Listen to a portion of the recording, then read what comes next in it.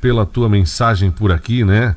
Falou do Projeto Jaica. Acho que o Projeto Jaica é desde final de 80, mais ou menos, né? Da década de 80, comecinho da década de 90. Rodrigo Moratelli com a gente. O primeiro Projeto Jaica, bom dia a todos os ouvintes. O primeiro Projeto Jaica foi feito lá em Blumenau na década de 80, no ano de 86. Depois ele volta para 2012. Então, você vê, né? 2012 já são 11 anos que se passaram, né? Na verdade, 2010, né? Porque 2010. O projeto ele veio devido ao desastre que ocorreu lá em Blumenau em 2008. Ah, sim. Então ele foi feito tanto para deslizamento quanto para inundação. Não só para inundação na época. Perfeito. Obrigado, Beto. Muito bem.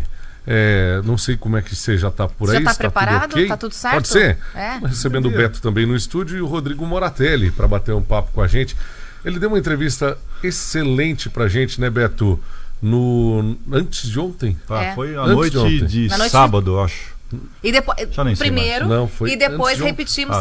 Foram 2 momentos, na verdade. Antes de ontem era terça-feira. Conosco foi antes de ontem. A gente tá todo dia e daí já não sabe mais que dia. Com a gente foi terça-feira à noite. Apenas para contextualizar, né? Para quem não acompanha o Rodrigo nas outras vezes, o Rodrigo é ex-secretário da Defesa Civil, um dos caras mais preparados aí, com experiência, né? Participou, conheceu, a gente sempre fala em projeto Jaica, né? Ele esteve no Japão, ele foi treinado por lá, tem acesso a dados que poucas pessoas têm e a gente estava conversando agora fora do ar, até agora você fazia análise com base no que poderia chover. E agora o Rodrigo vai nos atualizar com o que choveu, porque, ele vai falar isso agora, a chuva principal já foi, né? Então agora existem condições de fazer prognósticos mais próximos da realidade com referência a nível de rio, não é isso, Rodrigo? Exatamente, na verdade a gente estava em contato com a Defesa Civil de Santa Catarina. Eles vão rodar agora o modelo hidrológico com base na chuva que nós tivemos até as 11 horas de hoje. A chuva, na verdade, ela já subiu, né? Ela era para ter sido centro do estado sul, durante a noite ela virou do centro para o norte. E agora ela já está dentro do estado, grande parte dentro da divisa nossa com o Paraná e o Paraná. Então nós, a partir de agora, vocês não vão mais perceber a chuva tão intensa, vão perceber um chuvisco até umas 2 horas da tarde, deve ter uns 4, 5 milímetros aí na bacia, mas isso é praticamente insignificante. Sim, então esse prognóstico ele serve também para os próximos dias, né? Nenhum tempo de sol maravilhoso, mas o principal, não há nenhuma anomalia meteorológica nos próximos dias, como a gente teve 3 agora na sequência. Mais ou menos isso, né? Exato. Agora a gente está observando lá para segunda-feira, terça, mas é algo muito baixo, algo em torno de 35, 40 milímetros, porém, até lá o rio já teve uma boa fluidez, daí a gente acredita já que ele pouco vai impactar vai retardar um pouquinho só o declínio. E sem contar que eu vi num modelo agora na EPAGRE, isso é mais para o meio oeste e sudoeste do Paraná, pelo que entendi, né? Como a gente tem, eu sempre digo, a gente sempre quando bota o modelo, a gente usa o número, porque a chuva ela está mudando um pouquinho, conforme esfria, ela pode subir, se esquenta, ela pode descer. Sim. Então, como a gente está sentindo a temperatura esfriar agora, esfriou. Então, sentindo a temperatura esfriar, a chuva sobe. Ela está conflitando com o calor e não com o frio, né? Com o frio, nós vamos, se tivesse bem mais frio, nós estaríamos com o tempo limpo. Sim, perfeito. Tem a questão da pressão também, né? Tem pressão, tem uma série de fatores aí que muda. Porque principalmente quem tem dor nas juntas, né?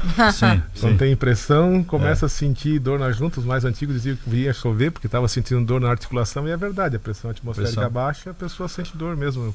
Quem tem reumatismo e algo desse sentido. Ô Rodrigo, papo bem reto, a gente está num momento de muita aflição no Alto Vale inteiro. Eu sei que você não tem todas as respostas, mas eu sei que você tem condições de nos dar algo aproximado do que vai acontecer com o nosso rio Itajaí-Açu nas próximas horas, quando você julga que deve ser o pico do rio, quando você julga, quando você imagina que seja. Isso não são respostas exatas e o nosso ouvinte sabe disso, mas o que você tem para contar para a gente com referência agora, depois do que caiu, dessa chuva forte que caiu, e o que vai acontecer? A gente usa muito o histórico das enchentes anteriores, né? A gente sabe que Tuporanga, por exemplo, agora está vertendo 2,10 metros, teve um crescimento significativo entre amanhã e até agora. Se pegar aí as últimas 5 horas, cresceu, subiu muito, tanto no vertedouro quanto na cidade, né? Então essa chuva agora, ela está 6 horas, ela está chegando aqui, nós vamos ter um crescimento de nível mais acelerado, o pessoal vai se assustar um pouco, se assusta porque faz 15, 18, 20 centímetros por hora, isso dá uma angústia, né? Mas depois que ele passa também, ela já está passando para o sentido no eixo de... Vai descarregando o circuito do Rio Itajaí do Sul e vai passando para o Médio Vale. Automaticamente depois vem a contribuição do Oeste. Nós estávamos trabalhando com uma estimativa de 12,30, né? Agora a gente está revendo o cálculo, porque a chuva a gente majorou um pouco mais, tá? Majorou um pouco na bacia do Rio Itajaí do Oeste. Estava calculando na faixa de 100 milímetros na Itajaí do Sul.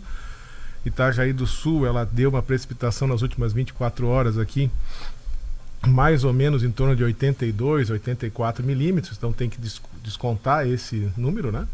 E isso é o que a gente agora vai entender, mas estava conversando com o Beto quando cheguei aqui, o meu número, conversando com o pessoal da Defesa Civil de Santa Catarina e trocando agora o André, que trabalha conosco aqui na Defesa Civil de Rio do Sul, está olhando os modelos, porque na minha visão é entre 11,80 e os 2,30, então fica no número menor do que o 12,30, menor do que o 12,30 e maior do que 11,80. Então, o ápice, depois dessas chuvas, depois desse evento, o ápice do nível do rio aqui em Rio do Sul deve ser em torno de 11,80 a 12,30. Esse 12,30 que a gente sabe que vai, que é o que a gente acredita que desça, porque a chuva não foi o mesmo volume esperado. Certo. Qual a sua conta do ápice do rio? Pelo horário, sempre, desse momento que a chuva parou, nós vamos considerar sempre as 10 horas, que é o médio entre a bacia do Rio Itajaí do Oeste, que é do Sul, que é 6 horas, e vamos considerar um pouco do tempo do Rio Itajaí do Oeste. Por volta de 22 horas. 10 horas de agora, são 11 horas, vão dar 9 horas da noite, né? 11h30. 11h30, 10 então horas o rio deve começar, ele está com a tendência de subida, claro, a gente vem observando. Foi 13 centímetros na última hora. Ele foi 15, agora 13, não sei se já entrou numa curva de subida mais lenta. Estava com 10,69, agora está com 10,75, então já subiu mais 14. Sim. Então, 14 não, né? Para 6, né? Mas 69 para 75 é 6 centímetros. 6. Mas ele vai continuar subindo porque a água está vindo, né? Isso a água de Tuporanga, a gente conversou bastante isso, debatemos bastante, até para o pessoal entender como é que é a bacia, né? Quanto mais a gente aprender com o que está acontecendo na nossa região, certeza, melhor a gente vai respondendo, né? Sim. 2011, quem tem recordação, a enchente foi bem rápida. Por quê? Porque ela foi uma enchente na calha do Rio Itajaí do Sul. Então ela tem uma inundação, uma crise de inundação alta e rápida, e logo também o rio esvazia. Então a gente teve a enchente, choveu muito no dia 7, teve a enchente no dia 8, dia 10 já estava com o rio praticamente fora das áreas principais de alagamento da cidade rodando, tudo sujo, tudo estragado, mas a inundação já tinha passado. Vocês estão percebendo bastante nessa semana que ela foi ao contrário, a inundação ficou praticamente lenta porque faz ela uma semana que porque ela foi do Rio Itajaí do Oeste. Daí quem é mais antigo, quem tem 48, acima de 48, 50 anos, que começa a ter uma recordação de 8, 10 anos, começa a perceber que é uma enchente parecida com a de 83. Ela fica muito tempo porque é uma enchente na calha do Rio Itajaí do Oeste. Tá? Então ela tem uma enchente longa e cada ciclo de chuva foi dando um patamar novo de inundação. Nós buscávamos um patamar aqui em torno de 9 metros, né? Operações das barragens feitas aí, a gente sabe que os motivos que levaram a algumas operações mais precipitadas, né? Ela diminuiu esse resultado. A gente sempre, quando a gente começou a inundação aqui com 9,80, esses 80 centímetros vão refletir sempre no resultado final. Mas o que nos conforta é que a chuva intensa já parou. Então a gente está entre o pico da inundação anterior e 1 metro a mais, que é mais ou menos o que está aí. Os modelos estão apontando que é o 11,80, que foi 10,80, 10,91, antes 10,90, né? Então a gente está nessa seara nesse momento. Acredito que daqui 1 hora, 1h30, a Defesa Civil do Estado já possa ter rodado o modelo mais adequado e daí a gente tem um número mais correto para poder passar à população. O alerta ainda de inundação está mantido na cota de 12 e atenção 13. A 13, sempre levando em consideração a todos os ouvintes que nós temos enchentes com níveis diferentes na cidade. Tá? Quem está aqui na Rua 15, agora que o rio está vindo com mais intensidade do rio Itajaí do Sul, acima da ponte dos Arcos aqui atrás do Rio Barbosa, ele pode ter uma influência do nível um pouco maior, porque a água está vindo com intensidade, então ela tem nível maior. Quando ela chega no encontro dos rios, dali para frente ela tem outro platô e pode reduzir 4, 5, 10, até 20 centímetros em virtude da velocidade que ele chega aqui, ele amortece ali e automaticamente vai dando a vazão pelo rio Itajaí-Açu, que é o leito principal, né? Que é o rio aqui que se forma o rio Itajaí-Açu, né? Sim. Aqui nós temos o rio Itajaí do sul e do e o oeste. rio Itajaí do oeste. O do sul está com 11,73 nesse momento, aqui. Ô, Rodrigo, ontem à noite, nosso repórter, acho que foi o Gabriel, fez um vídeo com você. E você falou que se a chuva caísse no bacia do Itajaí do Sul, seria uma coisa, Itajaí do Oeste seria outra coisa. Pelo jeito, ela caiu, infelizmente, no lugar que é pior pra gente. Não, ela caiu regular. É? Ela caiu, pelos números que a gente tem aqui, ela caiu um pouco maior na oeste, porque a média na sul ela está dando 82, 84. E na bacia do rio Itajaí do Oeste, Mirim-Doce, por exemplo, lá em cima na Volta Grande, ela caiu 107 milímetros. Mirim-Doce no centro caiu 96, Taió 90, Rio do Campo 97, acima da montante da barragem. Então a gente tem a bacia do rio Itajaí do Oeste com mais contribuição. Inclusive faço um adendo, estava conversando com o prefeito Mário Hildenbrand de Blumenau e discutindo com os técnicos deles lá do Alerta Blue, porque eles têm uma situação de suspender a festa no dia de hoje, a festa de outubro, né? Até porque tem a cota de inundação da Vila Germânica é 11,50. E eles estão no limiar, né? Está entre 10,5 e 11. Mas como choveu muita, a chuva foi mais a norte, ela caiu na calha do rio Timbó, o rio que vem de... O rio Timbó ele vem de Rio dos Cedros, vem de Doutor Pedrinho, vem Benedito Novo, né? Então vem toda essa água que ali, caiu bastante água, choveu bastante ali. Choveu na faixa de 90, 95 milímetros também naquela região. Papanduva, que é em cima da nossa barragem de José Boatê, choveu 130, 117, então vai contribuir, tá? Acredito que a barragem de José Boatê deva verter, certo? Pela primeira vez na história, né? Não, ela já teve uma laminazinha pequena na última, uma operação dela, se não me engano, em 2014. Mas ela vai se verter, vai ser pouca coisa.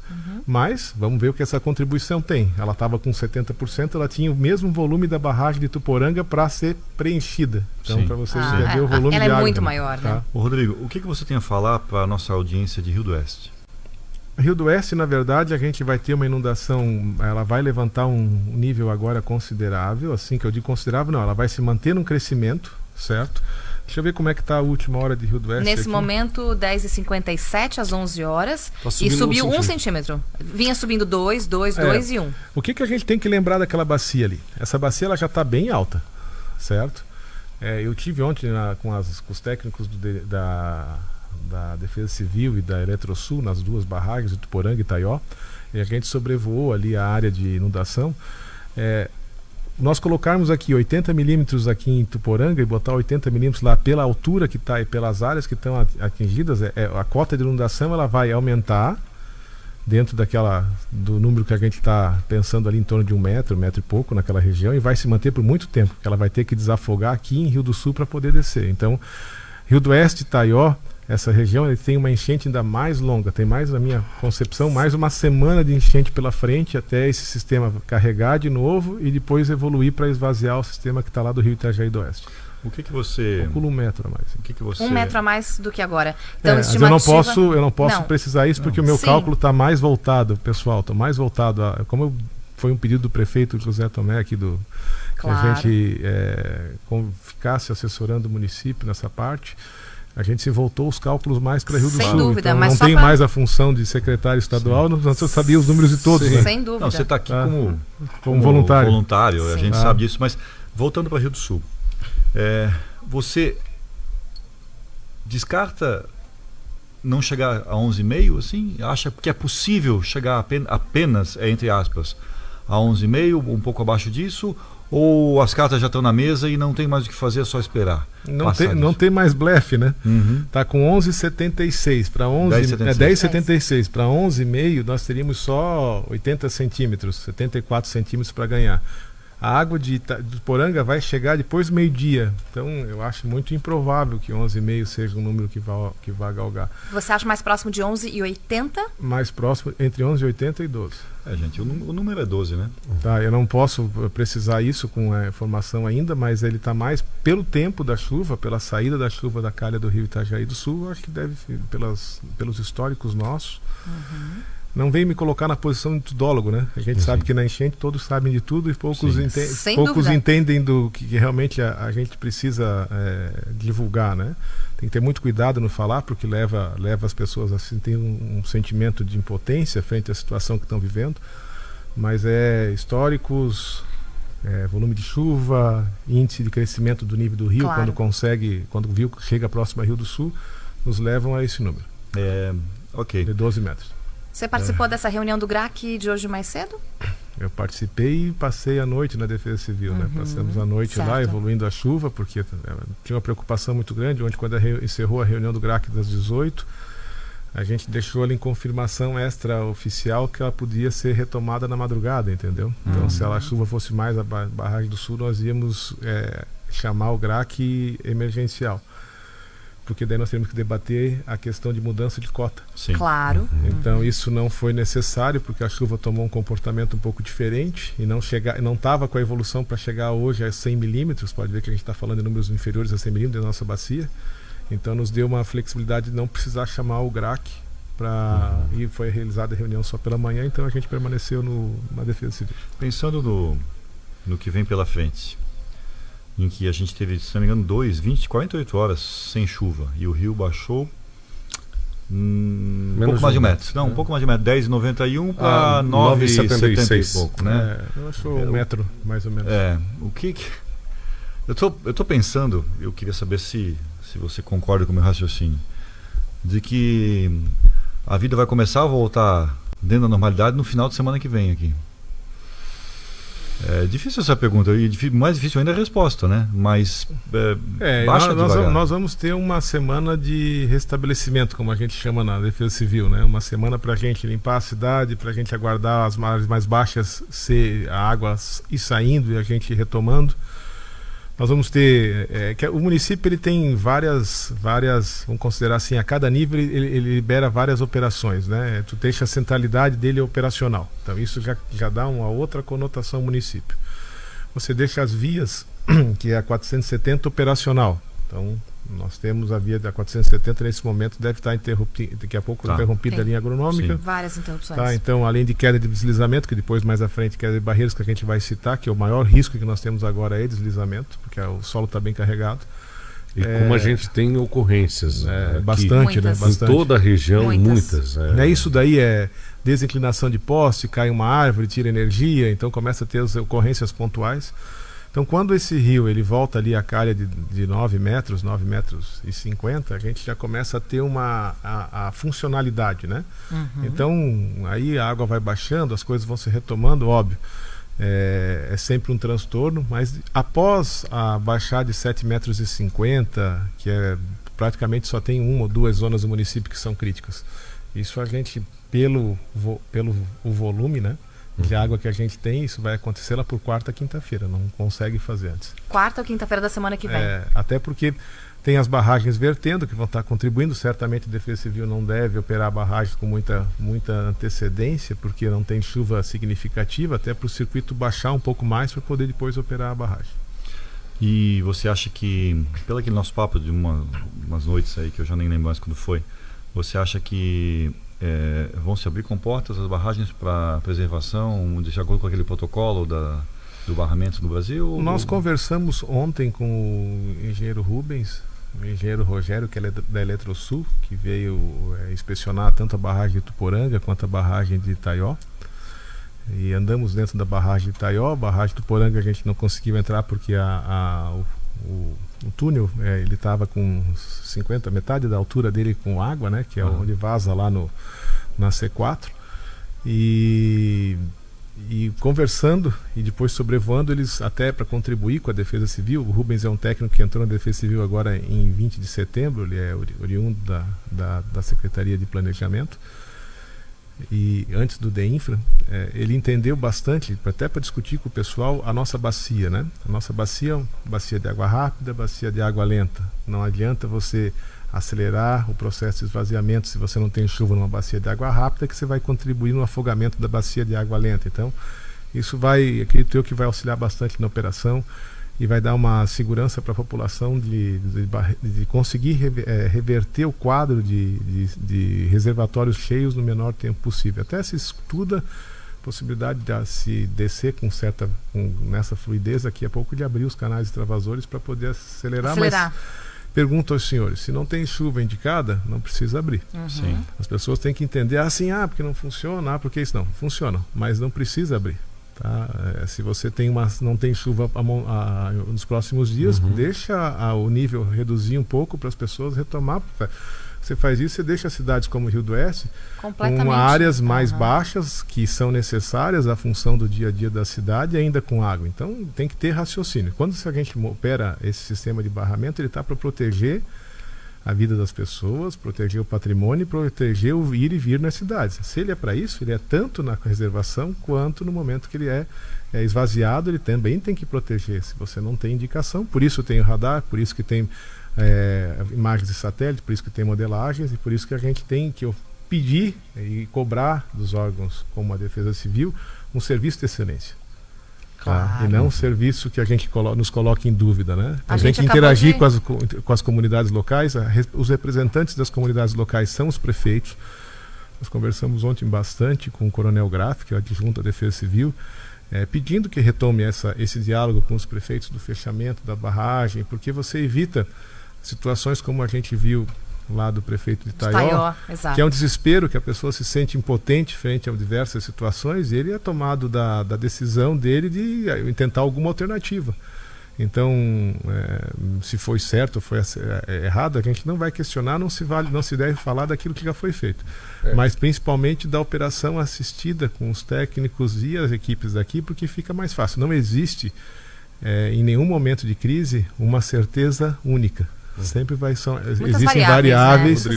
E existem pontos de vista que você vai ter que ganhar por maioria. Eu sempre digo, a maioria dos técnicos e daqueles que convivem vão decidir. Quem tem uma opinião contrária, não foi maioria, vai ter que aceitar a operação e trabalhar junto.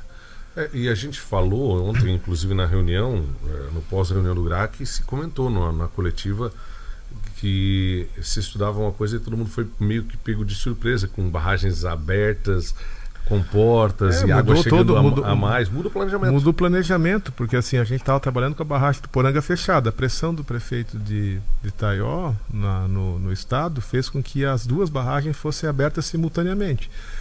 Nós tivemos que indagar, mostrar, ir atrás, a mesma coisa que o prefeito fez, porém sem o alarde que foi dado nas mídias sociais, a gente fez aqui em Rio do Sul, mas mostrando para eles tecnicamente que não era para abrir Ituporanga.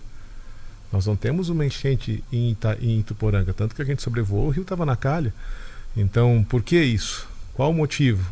Não, é porque A, B, C, Y, X, Z. Não tem problema. Foi aberto, agora tem que corrigir, fecha. Mas quando fechou duas comportas próximo ali às 10 horas da manhã, e a C4 foi fechada às 16 horas praticamente. Sabe que isso... Ou 15 horas. Sabe que isso aparenta uma falta de convicção no que se está fazendo. E é isso que é o pior, sabe? Daí não se comunica o motivo de se fazer, e daí esse tipo de atitude parece que foi justamente por conta da pressão. A comunicação vem, porque a gente sabe que abriu, só que tu começa a ter que refazer os cálculos, daí o padrão de início de inundação é outro. Então o teu processo de resposta, o teu processo de emissão de alerta para as pessoas, de comunicação do alerta de inundação, até as estruturas que estão prestando serviço à população, elas têm que se comunicar, né? Porque você tem a cidade dividida em 4 eixos, a cidade divide sem divisão, leva material daqui, leva material de lá. Não dá para ficar deslocando tudo por aeronave e Jeep 4x4. Também tem uma hora que não aguenta barco, também uma hora tem o pessoal está estafado, né? Tá todo mundo cansado, mas está sendo uma enchente longa, né? Sim. Inclusive sobre esses pontos de apoio, se comentava dos 4 pontos, você tem... Bela Aliança, isso, PM... Isso permanece, que agora com essa nova... Tudo normal. Tudo que vocês escutaram no final de semana é o que está sendo feito agora. Não muda nada, o procedimento é exatamente o mesmo. Rodrigo, só corroborando... Melhor, né? Treinado agora, né? Pois é. Sim. O Puchalski mandou uma mensagem para mim agora, afirmando o que você acabou de dizer, de que foi. A enchente, a água. A chuva. Agora é o que. Nós agora é a consequência da chuva. Agora nós estamos no noivado, vamos ver o casamento. Para quem ligou o rádio agora ou está assistindo a gente no YouTube, você tem uma notícia boa e uma ruim, né? É mais ou menos essa, né? A boa é que o maior índice de chuva, ele foi, e o que vem daqui para frente, ele é praticamente desprezível, né? Algumas pessoas mandando aqui mensagem, perguntando sobre a chuva de segunda-feira. Ela não é me corrija se eu estiver errado, né? Tá? Ela não é nenhuma anomalia climatológica, como a gente teve 3 agora. É uma chuva de um índice 30 milímetros aproximadamente, e está indicando em uma região próxima, mas não aqui, sul do Paraná, meio oeste de Santa Catarina. É mais ou menos isso. Mas como eu falei para ti, Beto, ela pode até vir para o nosso lado, mas ela não tem uma intensidade alta, ela é de baixa intensidade, não deve contribuir muito. Não. E nós estamos na quinta, né? Até segunda-feira, a tendência do rio está muito mais abaixo do que está hoje. E então, assim, a notícia boa é essa, e a notícia ruim é que existe uma grande probabilidade do rio chegar próximo de 12 metros. Né? Você falou entre 11h80 e 12h30. Vamos na noite de hoje, né? Na noite de hoje. Para depois, sim, ele começar a ter uma tendência de estabilização e depois uma tendência de queda. Então, se isso se confirmar, próximo de 12 metros, nós estamos falando aqui possivelmente de uma terceira ou quarta maior enchente da história da cidade, né? Claro que uma enchente com uma cara um pouco diferente, uma enchente longa e com uma enchente com poucas perdas, mas então é por aí, né? Acho que a gente tá o número é 12, né? O número é 12, eu não falo porque tem muito quebradinho, essas contas tem tanto quebrado que... O número é 12. Deixa no 12 que a gente fica. Se der menos, a gente vai ficar mais feliz e vai ter menos pessoas atingidas. Mas ela está projetando um pouquinho menos de 12. Como eu falei, a razão de subida dela é o que agora é o grande diferencial, porque nesse momento ela está baixando, mas ela vai ter a contribuição de Ituporanga. Mas tem que pensar o seguinte, choveu aqui, essa água cai no rio, ele já eleva o rio. Quando a água vem da outra bacia, nessas primeiras 5 horas, essa água já está saindo, então o nível já está alto e ele não chega a dar toda essa variável no que tu não percebe tanto, porque tu tens já uma contribuição da drenagem urbana de Rio do Sul, que caiu aqui dentro, da drenagem de Aurora, que está em 1 hora e pouco, então essas drenagens estão passando junto. Então agora a gente avalia a razão de descida, compara com a razão de descida de outras enchentes e começa a fazer o cálculo em cima da modelagem que o pessoal usa para fazer a modelagem hidrológica nessas nossas regiões que são de vale. Ô Rodrigo, você tocou num assunto, nós temos uma audiência grande, considerável também no Médio Vale, e inclusive por conta da nossa 93.9 que pega forte lá para aquela região, e tem gente perguntando, a gente comentou por cima sobre a possibilidade de verter a barragem de José Boatê, e acabamos de trazer a nota da Defesa Civil Estadual, aliás, a nota é da Secretaria de Infraestrutura e Mobilidade, que é um laudo técnico das barragens de Itaió, de Ituporanga e de José Boatê, falando que elas sim são seguras, e com engenheiros que visitaram as barragens, com elas vertendo ou bastante cheia, como é o caso lá de José Boatê. Dizendo que sim, o sistema é seguro, precisa de reparos e precisa de uma atenção do governo do estado. Os 2 engenheiros, o Sebastião e o Paulo, se eu não estou equivocado, deixa eu pegar o nome deles aqui. São engenheiros do Paulo Roberto e Sebastião. Exato. Eles assinaram esse Sebastião laudo. Silveira. A gente acabou de ler o laudo inteiro, praticamente. Estão em boas condições, sim. Mas vai verter lá. Não tem problema. E o pessoal está de cabelo em pé agora. Não. Assim, vai verter, e se verter, vai verter pouco, a princípio.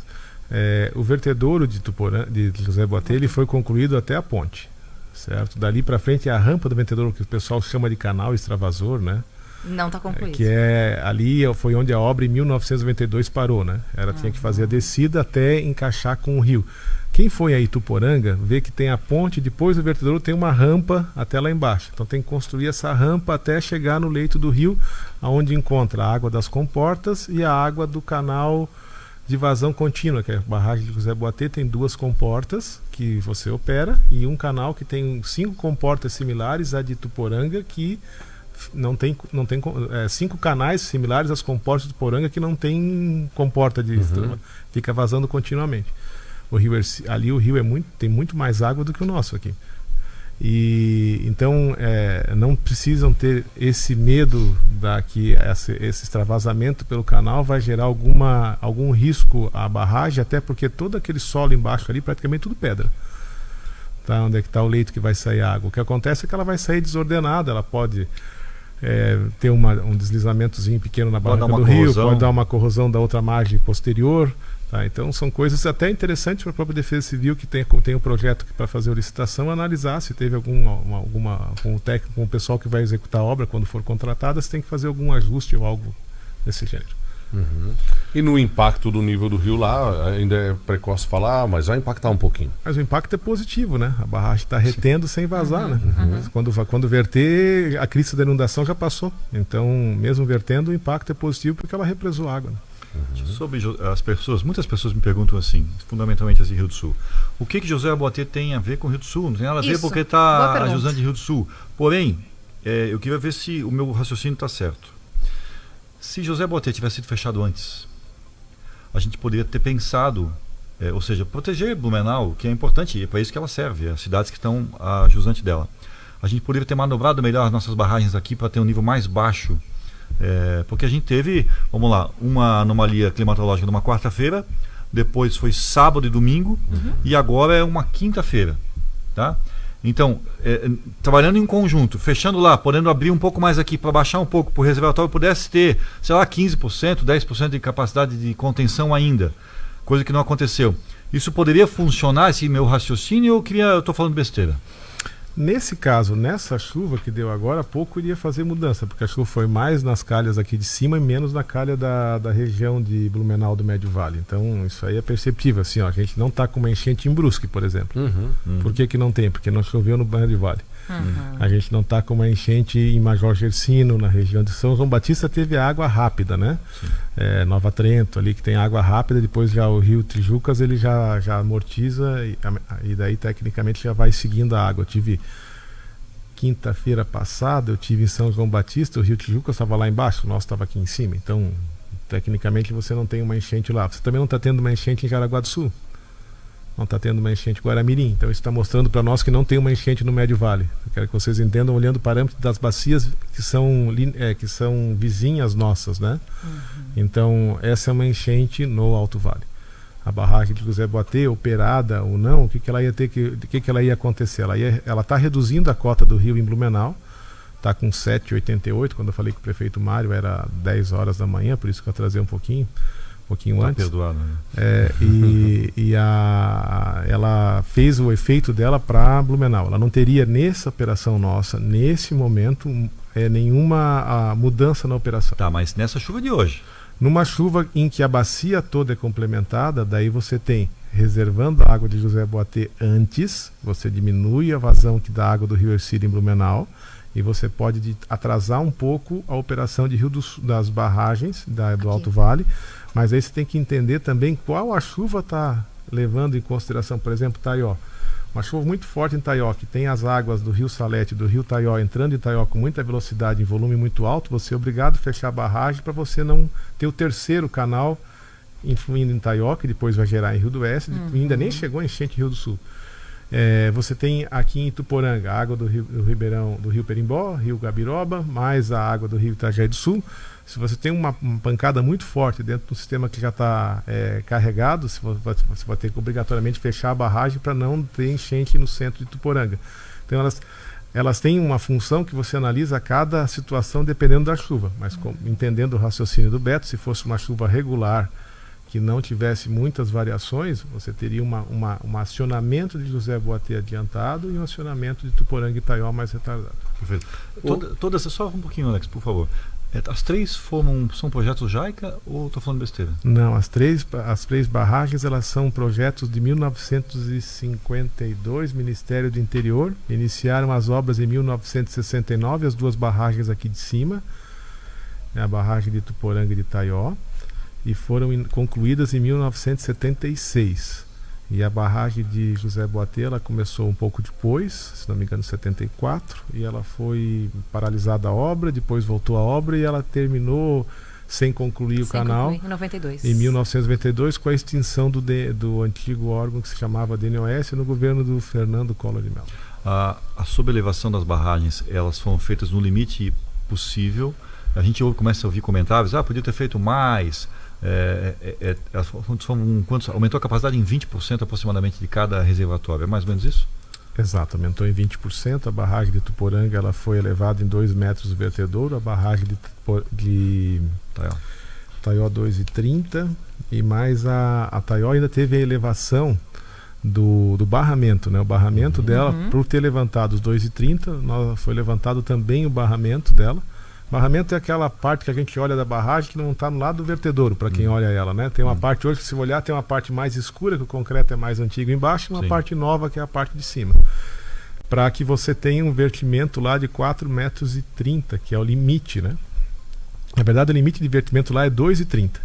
Dali para frente você começa uma operação de abrir comporta, de, se for necessário, abrir dique fusível, para você manter a integridade da barragem, mesmo com ela, abre o canal extravasor, abre o dique fusível, para você operar ela com margem de segurança. Tá, então já que você falou nisso, ontem teve aquela imagem da barragem de Taió, vazando água justamente na emenda entre o concreto antigo e o subalevado. Você viu essa imagem? Eu tive lá.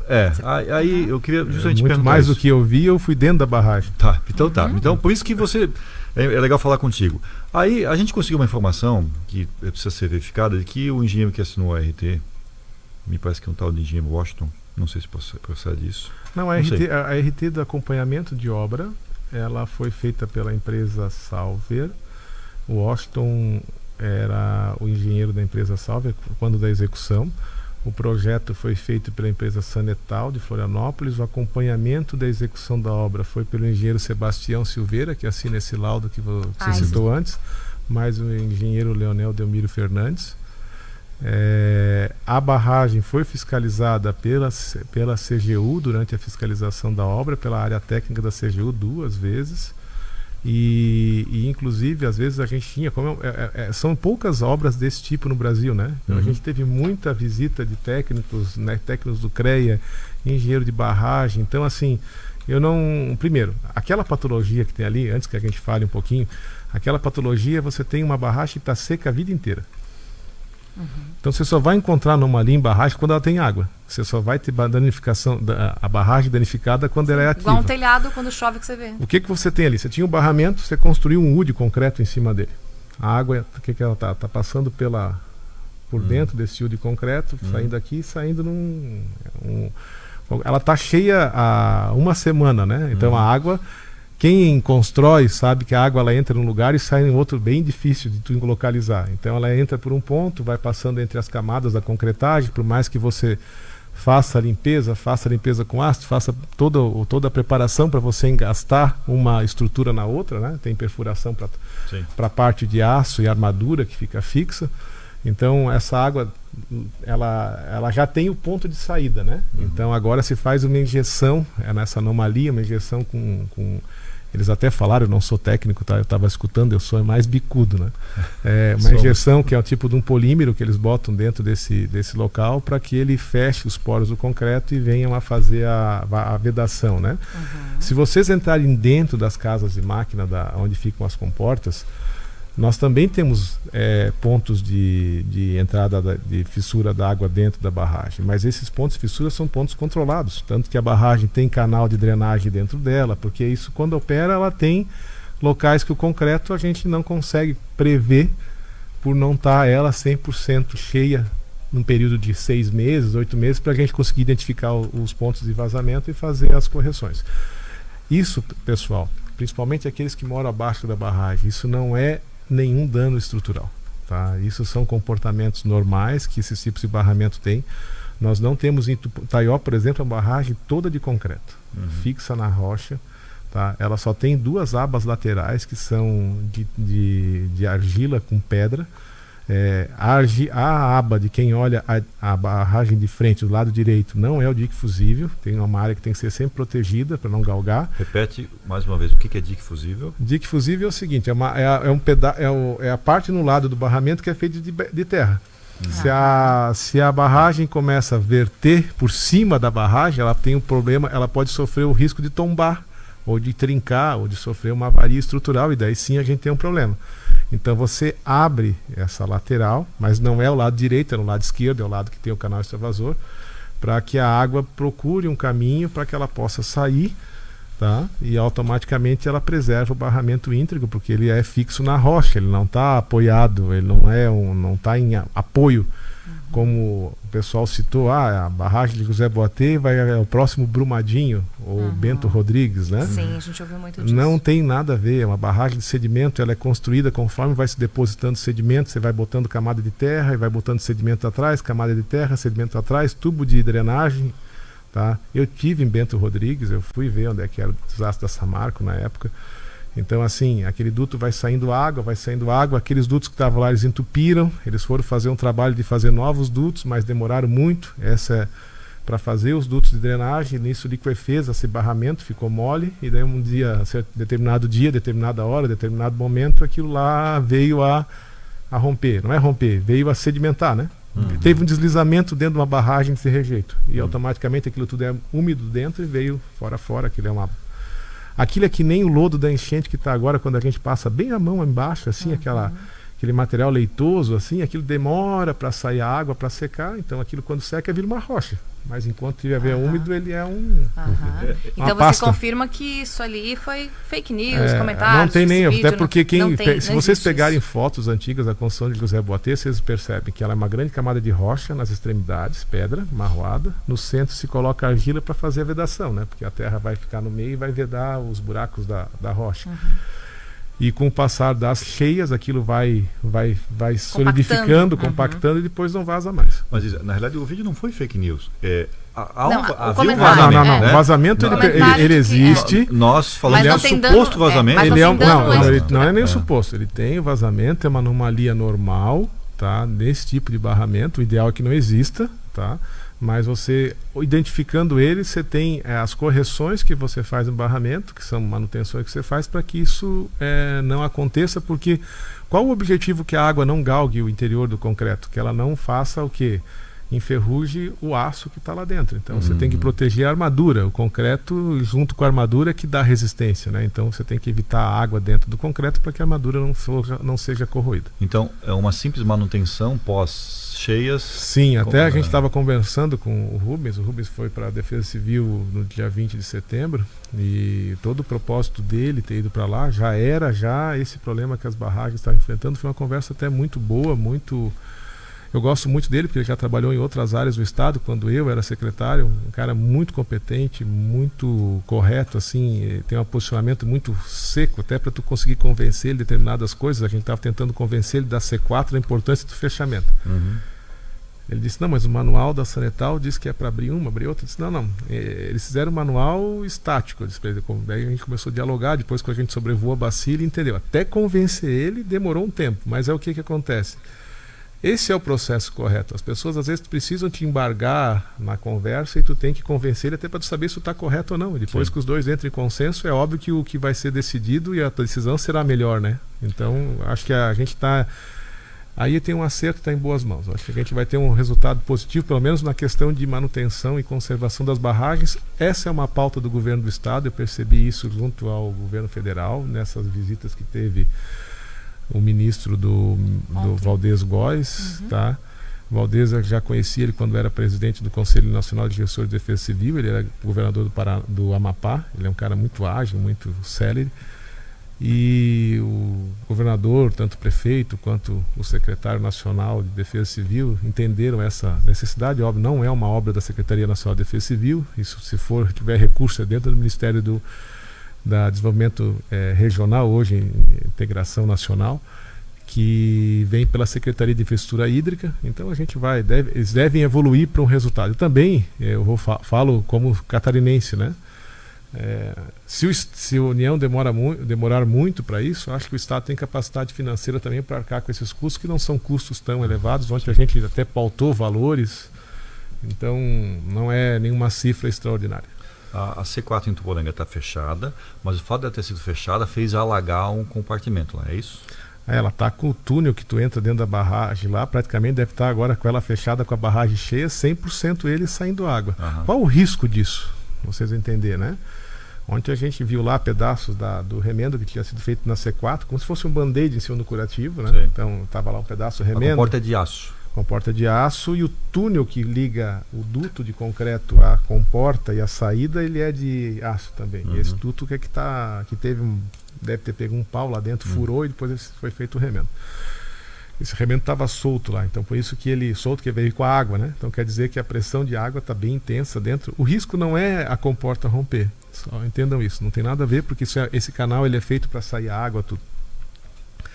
O risco é alguma coisa que vem dentro ou se desprenda lá dentro, e ele atinja na parte bem alta desse túnel, que são os dutos hidráulico de operação da barragem, que tu opera as comportas. Então, se vazar, furar, daí você tem um problema de operação para abrir as comportas. Das outras comportas. Foi isso que o laudo indicou, inclusive, que a gente leu agora há pouco. Então, que assim, o risco é de operação hidráulica. Exato. Só que daí o que a gente conversou com o Rubens? Rubens, você tem mais o canal extravasor, né? Ele te baixa a barragem a 15% de reservação, depois tu já não tem mais a pressão, daí a pressão já diminuindo, você já acessa o túnel. Então, se por acaso se perder o controle das comportas, você tem o canal extravasor para você operar a barragem e reduzir o nível dela. Então, o dano já está caracterizado. Então, o que você precisa agora é contar também um pouquinho com a sorte, né? Se ela não tem risco, mas você pode contar com a sorte da operação. É óbvio que entre você prejudicar as pessoas a jusante e manter o mesmo custo do reparo, é uma decisão que ela tem que ser tomada em momentos de crise. Homens fortes tomam decisões fortes. Tá? E ou a gente toma decisão forte, ou a gente vai ser acometido pelos resultados negativos de uma decisão de homens fracos. Pode fazer uma pergunta bem... Quanto custa para arrumar essa comporta? Em pila. Em pila, fazendo stop log, tudo, acredito que eu tenho 680, 700 mil reais vai dar a operação toda, porque tem que fazer a ensecadeira, trancar ela, os stop logs, chegar lá dentro vai ter que tirar ela toda fora, daí já vai arrumar a comporta por completo, vai fazer um serviço só de reparo, né? Daí eliminar, arrumar o pistão. 600 mil faz. Desse serviço exclusivo. Isso, arrumar a comporta na C4. Pode ser que tenha um valor maior na licitação, às vezes, o custo, eu não sei, eu não tenho acompanhado. Tá bom, mas que seja o dobro disso. 1.200.000. Isso, com todo respeito à nossa audiência, isso é dinheiro de cachaça, gente, pelo amor de Deus. Porque ela pode ocasionar um problema, não de, como você falou, de rompimento, problema de operação da barragem. Mas pelo que o Rubens falou, a licitação da ensecadeira já foi finalizada. O que não tinha participação era da empresa para execução da obra, né? E eles estavam lá ajustando. Deu deserto. Eles estavam ajustando a licitação, mas como eles estão agora em situação emergencial pelo Estado, foi até a sugestão que eu repassei a eles. Se vocês agora estão em situação emergencial, tem a barragem que vai voltar à normalidade dentro da situação emergencial, é uma obra emergencial, opere de forma emergencial, né? É para isso que serve, né? Não vai mudar nada, até porque eu vou falar para vocês, não vai encontrar 3, 4 empresas para fazer. Não encontra. Não é um serviço que todo mundo faz, não encontra na esquina, tá? Claro. Não está na prateleira, que nem consertar radar. O pessoal fala do radar, estragou uma peça no radar, tem que trazer a peça. Não consigo ir ali na Hardtech comprar a peça. Desculpa aqui, não estou fazendo propaganda aqui. Mas é nosso cliente, nosso parceiro. Eu escuto, por isso que eu falei o nome. E não posso ir lá. Eu não posso ir lá porque não tem. Eu tenho que comprar uma peça nos Estados Unidos, fazer um processo de importação, fazer uma DI, uma LI para licença de importação, uma DI declaração. Chega a peça, pega, vem, instala. Deu 4 meses. Porra, ficou 4 meses com problema? Não, ficou uma peça que gerou um processo de 4 meses para você resolver um problema. Rodrigo, fala. Desculpa. Não, eu estou te interrompendo direto. É só que porque ontem eu fui almoçar, já era quase 2 da tarde, e eu fui abordado, vou sair desse assunto barragem, depois vocês podem voltar, por gentileza.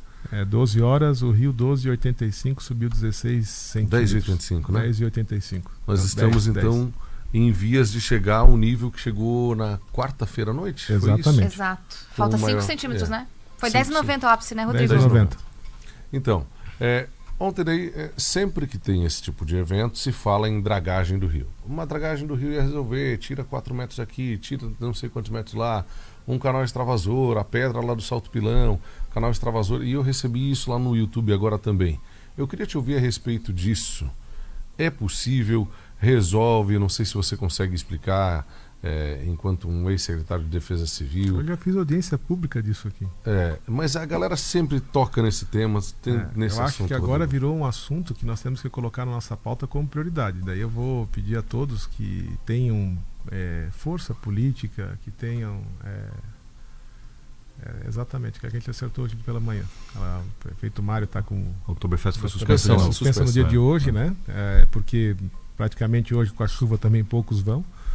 E amanhã já tem uma situação já mais consolidada, pode retomar ou não. Aí tinha uma conversa, inclusive, com a Ambev junto. A gente fez uma reunião com a Ambev junto, com vários... Muita coisa envolvida, com né? o pessoal da festa que faz a mobilização e desmobilização dos espaços internos, se eu retirar os espaços ou não, se eu ter que levantar. Então tem uma série... Não é tão simples assim. As pessoas falam, mas as coisas... Sim. Aí tem envolvimento de imprensa, tem envolvimento de agência de viagem, tem uma... Para quem fala, o pessoal diz, fulano está fazendo isso em detrimento de ciclano. Vocês não sabem a quantidade de multa que tem esses contratos. Está tomando um pau o prefeito lá, que é brincadeira. Ele não tem culpa de ter pego uma enchente dentro de uma Oktoberfest que ela estava sendo tão comemorada pós a pandemia, né? A gente teve uma pandemia 2 anos atrás, um ano e meio atrás, nós estávamos vivendo uma pandemia. Eu acho que a gente tem que levar muito em consideração que as coisas têm evoluído muito rapidamente. Mas voltando ao eixo da dragagem, a dragagem do rio Itajaí-Açu, aqui no Alto Vale, se a gente pegar hoje, o dia de hoje, o rio está limpo. O que tinha de areia no fundo já desceu. A pressão que esse rio tem dentro dele hoje não existe igual. Você não consegue descer com uma canoa ali dentro. Então você imagina a pressão que está passando pelo fundo do rio e levando sedimento. Tanto que você for lá no litoral, agora vai ter madeira, vai ficar com o mar praticamente 20 dias ou 30 dias todo ele uma marrom. magera, você vê uma língua de dejetos, né? De sedimento de suspensão, que é a argila, que é a areia que está descendo. Então ele está levando dos platôs altos para o platô baixo. Então o rio se limpa com enchente. Mas aqui nós temos outro tipo de situação. Nós temos platôs maciços de pedra que eles, pela sua localização, eles diminuem o fluxo de vazão. Tá? Então a gente já identificou quais são os maciços que diminuem a vazão aqui no Alto Vale, que é principalmente em Rio do Sul, né? Também tem obras em licenciamento em Taió. E anexado a também o último maciço, que é o 8º maciço que a gente tem identificado aqui, com suavização de curvas de rio, sustentação de margem. Quando você acelera a vazão, você tem que sustentar a margem, né? Você tem que plantar outro tipo de vegetação, tirar árvores e melhorar a questão porque senão você vai ter... você vai ter erosão, muito simples. Vocês pegam o carro, passa o SC 470 lá para baixo, no lado de Gaspar, você olha ali em Blumenau, tudo erodido, as margens do rio Itajaí-Açu. O que é aquilo? Vocês não sabem? Vão lá no porto. A gente acelerou a vazão de água do porto. Quando a água enche ali, ela tem velocidade, ela com a barranca do rio. Mas quem destrói aquilo são as pessoas que tiram areia ali. A grande maioria não. Porque o que dá ali, o que estraga a margem naquela altura realmente inclusive, a velocidade de água que acelerou, e que isso ajudou também a região de Ilhota, Gaspar, aquela bacia de evolução, aprofundamento do canal do Porto Itajaí, ajuda até a ponte do rio Itajaí-Açu na BR-101. Mas aqui no Alto Vale, essas obras elas estão na fase final delas, que se chama licenciamento ambiental. Isso, quando eu deixei de ser secretário, ela já estava no IMA. Tá? Então, foi solicitado... Você se refere à dragagem, né? Dragagem, parte de dragagem. Ela careceu de um estudo integrado que foi solicitado. Eu saí dia 6 de julho de 2018. Esse estudo integrado foi apresentado no mês de agosto. Inclusive, eu participei dessa reunião em Florianópolis. Era com o professor Tucci, na época. Ele é professor da Universidade do Rio Grande do Sul. Depois foi feitas mais algumas correções que foi solicitado, eu não acompanhei a devolutiva dessas correções, mas eu depois mais à frente eu tive com o presidente do IMA, que era o Daniel, e conversamos sobre a execução da audiência pública durante a pandemia. Isso já era com o Davi, secretário, que fizesse durante a pandemia. Não, Davi não, era o João Batista, tinha entrado o secretário que era antigo presidente da Fátima, que era o Alexandre Valtric. Foi a janela do Alexandre Valtric, para que se fizessem a audiência pública de forma virtual. E resumindo, agora estão acertando que vai ser modelo misto entre virtual e presencial, porque se for seguir o ordenamento do IMA, nós temos que fazer uma audiência pública em cada cidade que nós temos intervenção no Vale. Se não me engano, são 14. Então nós teremos 14 audiências públicas. Aguardem um ano para fazer 14 audiências públicas, sem necessidade nenhuma, tá? Porque o processo já foi aprovado em audiência pública no passado. O Comitê da Bacia já fez a aprovação das obras com as suas justificativas que são avaliadas pelo IMA quando da emissão da licença. Essa obra, ela publicamente ela já é cobrada pela população, então não entendo qual que é o viés mesmo da audiência pública é apresentar o projeto publicamente e ver se tem alguma objeção do aspecto ambiental. Claro. Nem do aspecto de execução. Mas eu sou contra essa obra. Isso já passou. Mas qual é o trecho? Todo. Da onde para onde? De Itaió a Navegantes. Por isso 14 municípios. Itajaí do Sul também? Itajaí do Sul não tem intervenção, ele é rápido. Né? Tá. E mais uma. Eu lembro que eu conversei com alguma pessoa. Pergunta, por favor, sobre Salto Pilão. Que é o oitavo maciço. Se eu deixar passar o Salto Pilão, eles vão dizer, esse entrevistador não vai falar nesse assunto. Beleza, você tem falo, razão. porque eu nunca me escondi do Salto Pilão. Mas antes de chegar no Salto Pilão, que essa aí tá na lista, não tem como não perguntar. O Beto quer me esfolar. Cara, alguma dessas enchentes atrás, já foram várias, um dia alguém comentou de que se você dragar o rio, as margens corroem e caem. Também tem esse problema. Você aprofunda a calha sem ter sustentação de margem, você tem problema de... Como faz isso? O que? Então, como da faz? Margem? Então, como dragar se você tem um problema de dragar e com a margem? Não. A margem você tem que sustentar. Existem vegetações específicas para sustentação de margem. Se vocês pegarem aí na internet, quem gosta de Google, procura uma vegetação chamada vetiver. Vetiver é uma vegetação que tem raízes profundas, com 1 metro, 1,20 m. Ela é uma raiz bem entrelaçada. É uma vegetação que se usa para encosta, que tem problema de estabilidade. Essa é praticamente toda a vegetação que tem que ser reconstituída na margem do rio. Mas antes de dragar? Ao mesmo tempo. Porque isso também isso é uma capoeira. Isso uma gramínea. Não é uma gramínea, não. É um capim elefante, aquele capim grande. Só que tem uma raiz que é um... Por isso que... Mas assim... E ele é leve. Porque o que acontece? Antes de você ter uma árvore na beira do rio, você diz assim, eu estou suspenso, meu rio é firme, né? Essa capoeira aí, você tu estás abrindo aí. Passa pro Bueno lá, botar na. Então isso tem uma raiz forte e ele tem um peso leve para cima da raiz e ele deita com a água, né? Então ele não faz esforço quando a água do rio sobe, que esse é o grande diferencial dele. E isso faz com que dê estabilidade ao rio. Ontem me perguntaram sobre esse item aqui, custa R$400 sem mudas. Para ter uma ideia. Isso é coisa. Quando o Beto fala que é dinheiro de pinga, digo isso aqui é dinheiro é menos de pinga, é água do boteco. Isso é capim para tu plantar em vala de drenagem dentro da cidade.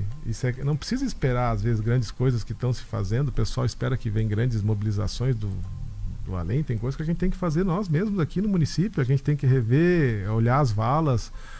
Eu estava esse dia conversando com o prefeito de Florianópolis, Topázio.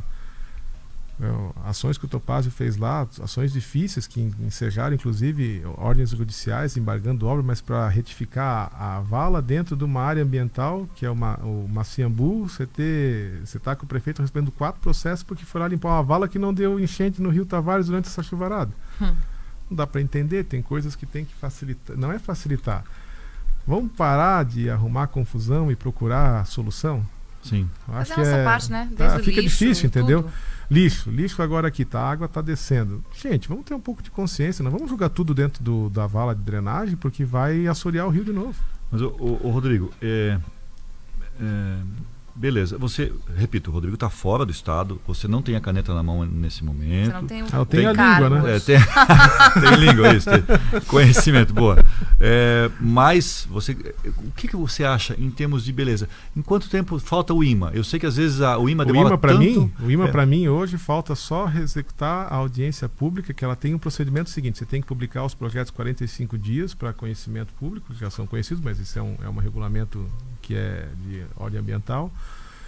Você executa a audiência e você vai ter ali mais ou menos 90 dias para os técnicos encerrarem o processo e emitir a licença ambiental preliminar, mas a famosa LAP. Se for rápido, se conseguir agir, quanto tempo a gente tem uma dragas no Rio Itajaí? Não, aí você tem a LAP. LAP retirada na mão, você tem que ter recurso. E daí você tem que tirar lá a licença ambiental de instalação, onde você contrata os programas ambientais para que faça a execução da obra. Na melhor das hipóteses, quanto tempo você acha que dá para em um ano ter draga no Rio? Cara, É difícil responder. não é que vocês estão falando em draga, dá para nós começarmos a fazer a retirada de maciços, tá? Que a gente não vai ver draga no rio, a gente vai ver derroncamento subaquático para tirar maciços. Explosões? Expansão, né? Massa de expansão, hoje faz com outros tipos de equipamento, para que a gente possa, identificando quais maciços vão ser feitos de ordem, na ordem de execução de obra, né? Para que a gente possa ir executando as obras, tirando maciço, e a própria água do rio vai passar os sedimentos adiante. Inclusive aqui de Rio do Sul tem um Nasato, né, que fez a maquete na época lá para fazer o canal extravasor no aeroporto no aeroporto lá em Londres. Sei.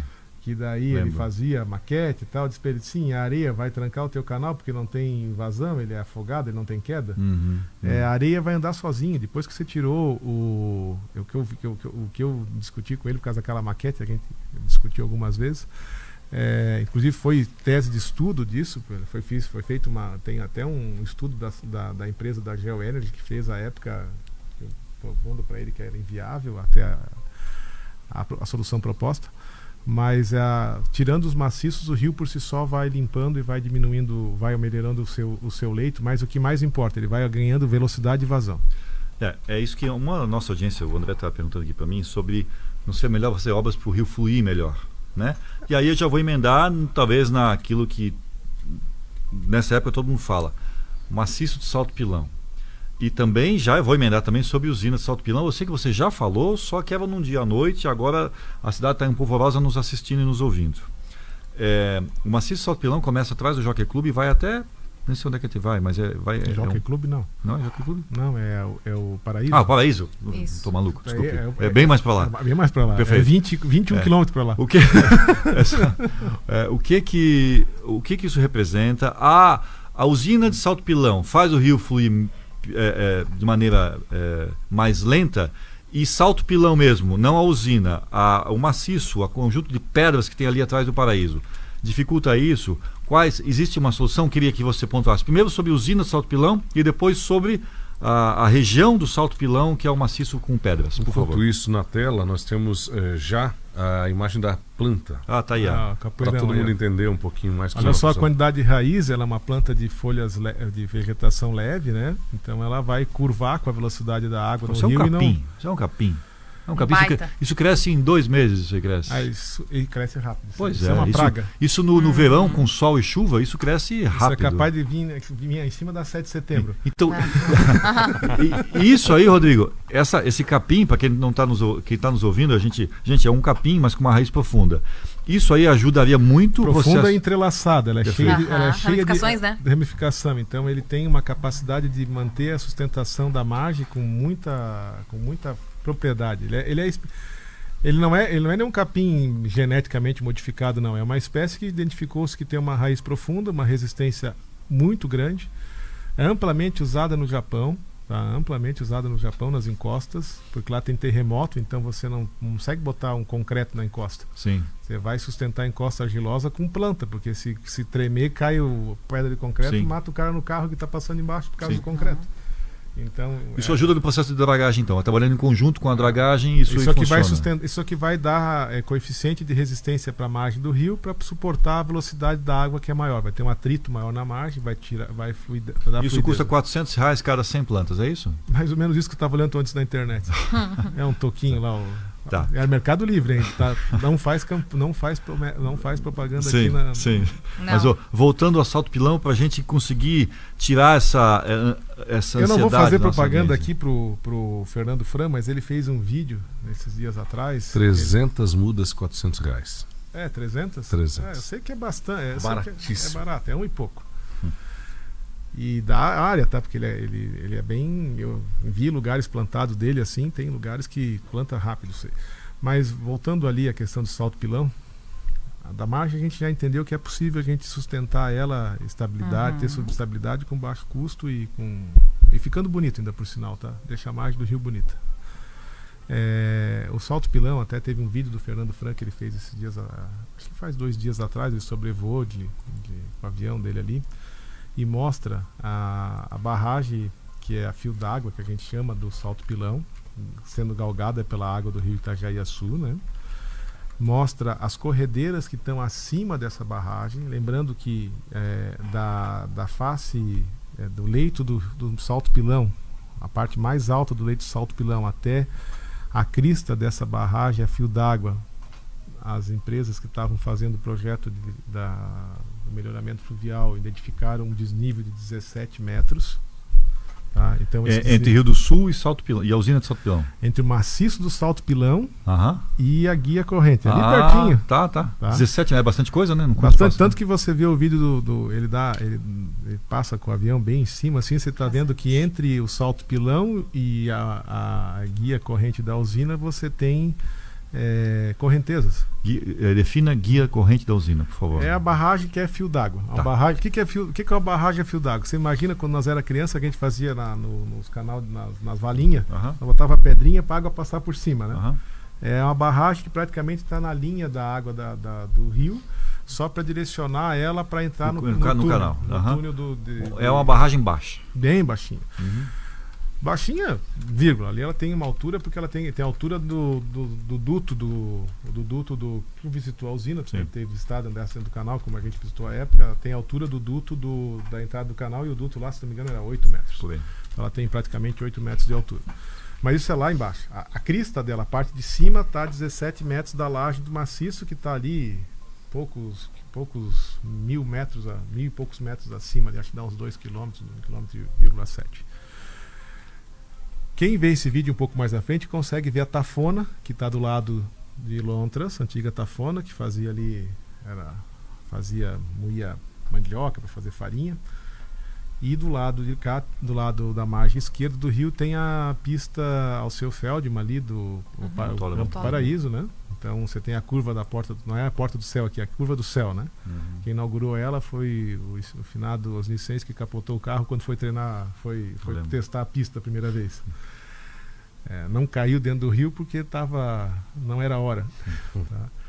E quando a gente olha dali, ali ele tem duas situações: o maciço, que é alto, e nós temos um estrangulamento no rio antes de chegar no maciço. São duas situações que você olha no vídeo, e isso está dentro dos projetos que foram apresentados aqui na audiência pública. Depois eu posso passar para ti também o projeto do canal ali, para passar o pessoal que está acompanhando pela internet.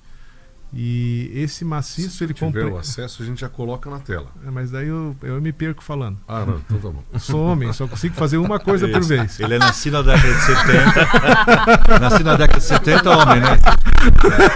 É a certidão de nascimento. Não. Você é de que? Você é da década de 76. Então eu sou homem, mas consigo fazer uma coisa por vez. Duas dá problema. Tá? Então, esse maciço ele compreende um canal de cerca de 400 metros de comprimento, ele tem 60 metros de largura, 8 metros de profundidade. Tá? Ele vem do eixo da curva, logo que você está, se você for ali no campo, na reta dos boxes ali, quando você está praticamente entrando no início da curva, se você olhar para o outro lado, era o terreno do Portuga, do outro lado. Do pai do Neto? Exato.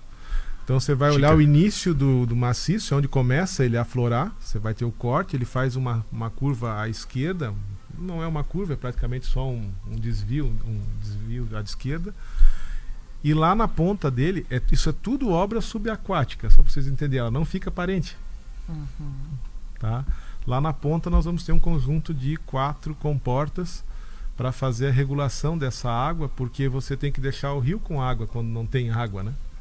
Senão você vai secar o rio, daí você vai ter um outro problema. Você vai mudar. Daí vem a questão ambiental, né? Você não pode mudar o meio, você pode acelerar, mas não pode mudar o meio biótico, você tem questão de espécie, tem uma questão do ambiente que está ao entorno.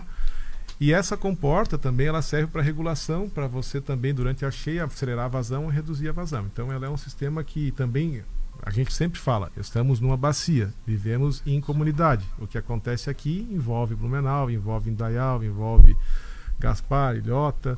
Então isso tudo está integrado, e se por acaso a gente não tem uma inundação aqui no Alto Vale e tem uma inundação no Médio Vale, por que eu vou deixar as comportas abertas e não vou operar a barragem de cima? Então a gente tem que entender que esse sistema é um sistema integrado.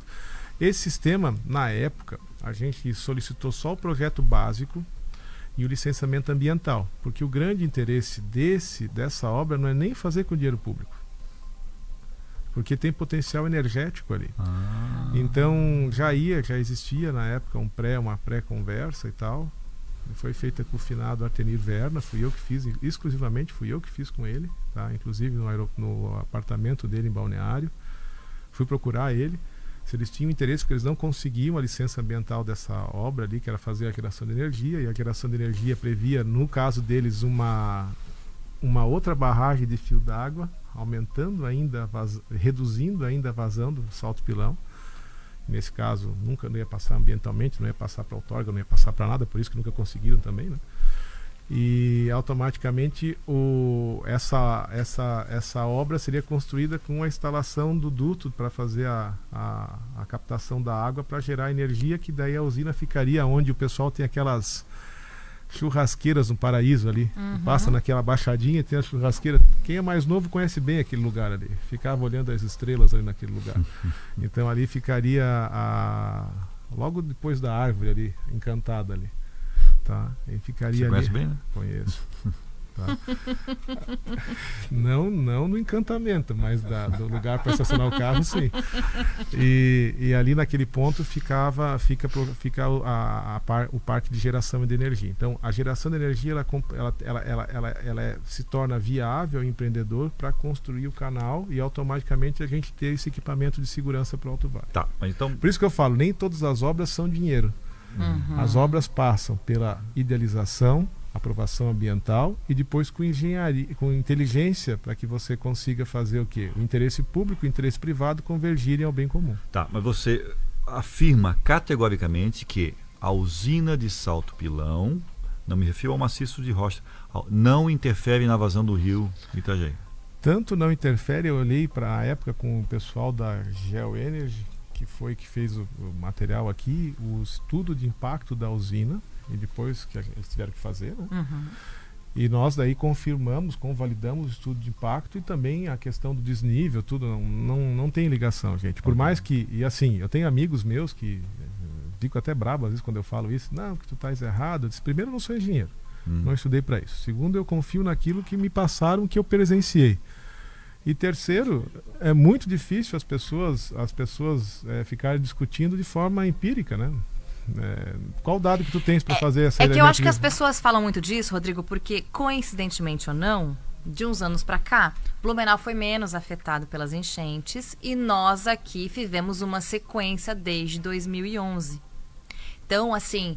E 2008, que a gente não foi afetado? Sim, lá foi uma coisa bem pontual lá para eles. Mas eu quero dizer, eu acho que as pessoas falam muito disso porque foi... Nós estamos vivendo o resultado de uma ocupação urbana que não previu que a gente ocupasse áreas tão baixas, e a gente insiste em ocupar áreas baixas em nossas regiões. Por isso que a gente tem uma enchente começando em 7 metros. Nós já temos que operar com uma barragem de 7 metros que podia estar operando com 9. Isso ninguém discute. Tá? Então vamos começar a discutir a coisa do início até o fim, né? Sim. Aí você tem uma ocupação e a gente não falou nada de deslizamento, né? Você tem uma ocupação em margem de encosta que tem um potencial a tirar a vida de pessoas muito maior do que tirar a vida de pessoas em enchentes. Sim. E você tem uma modificação do clima, gente. O clima mudou muito. As pessoas não estão entendendo isso. A modificação do clima é intensa. Você está vivendo hoje a maior seca histórica da Amazônia. Poxa, mas daí como é que vem esse tal de rio aéreo que vem com a umidade da Amazônia? A seca, ela acontece porque grande parte da água vai para o mar e porque grande parte da água evapora, por causa do aumento da temperatura, por isso que tem um rio aéreo, não é? Sim. Tá? E isso tudo contribui conosco. Onde a água vai cair? É óbvio, se a água cair no vale, ela vai gerar potencial muito grande. Mas por isso que a agenda lá de 2011, ela não pode ser esquecida. A agenda de 2011, ela tem que ser feita. Por quê? Porque aí nós vamos ter a capacidade de chegar a dizer assim, olha, os eventos hoje no Vale, eles são mais ou menos similares. Eles não estão atingindo estão atingindo a todos talvez em frequência maior. Sim, eu sei, mas eu quis dizer porque... E em potencial menor. Só um pouquinho, quem está com a gente em imagens também, no Facebook, YouTube, no nosso canal do YouTube, Instagram, a gente está vendo imagens agora que o Rodrigo se referia antes mesmo, né, Rodrigo? É isso aí a barragem a fio d'água lá da usina Salto Pilão. Essa aí. Mas essa não é o vídeo. Esse não é o vídeo do Fernando, não. Esse é o vídeo da própria. Esse vídeo é próprio Da usina. da Esse é o usina. maciço que está. É o desnível que tem acima. Não é o salto pilão aqui, tá? Esse é o desnível que tem antes, acima daquele. Da fio d'água, e para cima disso é que vai vir o salto pilão. Tá, mas então assim, para mim tá claro. Usina de salto pilão não interfere em absolutamente nada. 2, o maciço do salto pilão, ele é passível de geração de energia elétrica. A própria usina, daqui a pouco pode ter interesse. Com isso, pode ser que, vencidas as etapas ambientais, você coloque na mão da iniciativa privada. Em resumo, obras mais rápidas. Você tem uma obra que dá para executar aí em 1 ano e meio. E essa salto pilão ia fazer o rio fluir melhor. Você já começa a reduzir a vazão do rio até Rio do Sul, né? Consegue reduzir, não, ampliar a vazão e reduzir a cota de inundação.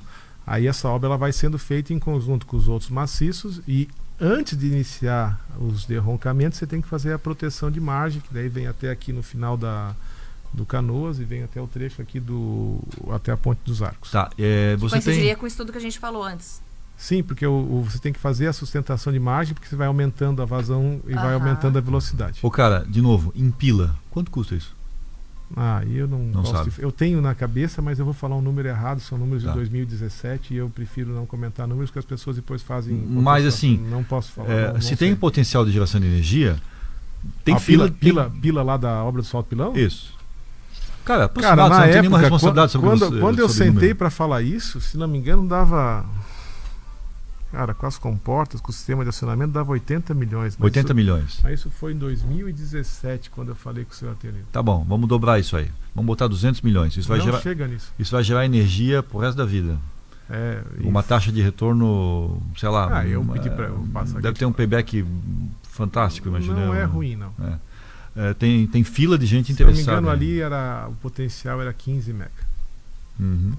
15 mega é PCH 15 mega? Não, né? É UHE. É igual o salto pilão, só que lá é mais, lá é 180. Aí tem que avaliar, eu não entendo muito desse mercado, prefiro não falar. Não, tudo certo. Tudo que eu não entendo, eu não falo. Rodrigo, nós recebemos uma pergunta do nosso ouvinte, internauta, eu vou repassar para você aqui, ó.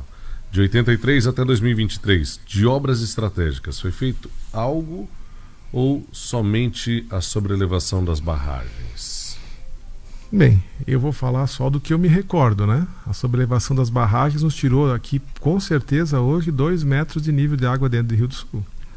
A gente poderia ter enchente... Não entra nessa? Entra. Tô falando do radar... Não, gente, assim, se eu vou falar de obras que foram faladas depois de 1983, nós temos sistema de emissão de alerta, radar meteorológico, defesas civis municipais organizadas. Nós temos o Estado hoje que é protagonista em defesa civil a nível nacional.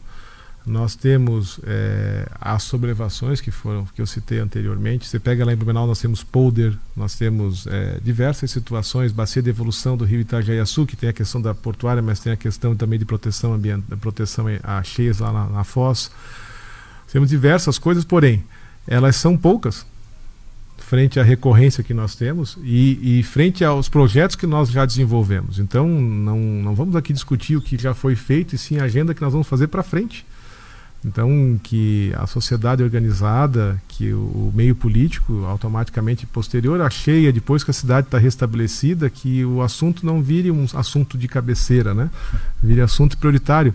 A gente tem discutido bastante com o prefeito Tomé, porque nós estamos na construção do PPA, né? O PPA do governo federal e PPA do governo estadual. Explica para a população o que é o PPA. PPA é o plano plurianual, que ele é feito no primeiro ano de gestão da atual administração. A atual administração do governo do estado está no primeiro ano de governo. Tem 4 anos, então. Tem 4 anos. Ele faz um PPA 3 anos para a gestão dele e 1 ano para a gestão de quem entra. Então, atualmente, ele está com o PPA da gestão passada. Isso o prefeito está, o governador está... Governador e governo federal. Ok. O prefeito está no ano... Agora ele está no ano 2 do PPA. Tá. Ano 3 será o ano que vem, daí a eleição é o próximo ano. Sim. Então então quando você coloca isso no PPA e você distribui isso pelas obras que vão ser feitas, você está colocando dentro do orçamento público da União e dentro do orçamento público do Estado a execução dessas obras. No orçamento público do Estado elas foram incluídas, tá? Inclusive descritas. com valores baixos. Agora vem em discussão para tudo aí na LOA ajustar o orçamento. A LOA é a Lei Orçamentária Anual, que vai ser votada agora posterior à aprovação do PPA. A gente está vendo a usina de Salto Pilão, para quem não está nos acompanhando. E exatamente daí no próximo ano, por isso que eu falo, termine a licença. No próximo ano nós temos a licença em mãos, eu estou falando das obras de melhoramento fluvial. E você tem um PPA para direcionamento de recursos, daí a pressão política, a estratégia que tem que ser feita para que a gente consiga viabilizar recursos. Essas obras não são feitas de uma vez só. São etapas, né? Inclusive no projeto da JAICA eram obras de praticamente, se você pegasse, eram 10 anos de obra. Então que cada um contribua com o seu 1/10 de obra. Vai lá, faz tal coisa, depois o outro faz tal item, depois o outro faz tal item. É uma agência propositiva, nós passamos de 2011 até hoje, 12 anos, tá bom, já estaria pronto os 10 anos. Só para pontuar um minutinho, chegamos agora ao nível do rio de 10,90 metros, ou seja, estamos agora equivalendo, né, ao ápice. Igual quarta noite. Exatamente igual. Subiu 16 na última hora. Tá. Rodrigo, subiu 16 na última hora. hora. Na hora cheia, se nós estamos às 12h44 e ele subiu para 12,90, ele já está reduzindo a razão de subida.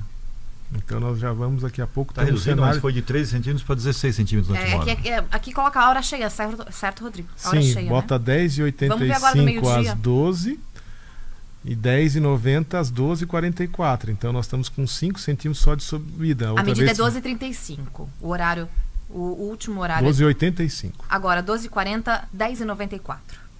10h94, atualização do nível do rio Itajaí-Açu. Em 40 minutos subiu 9. Quebramos a marca, então, Quebramos.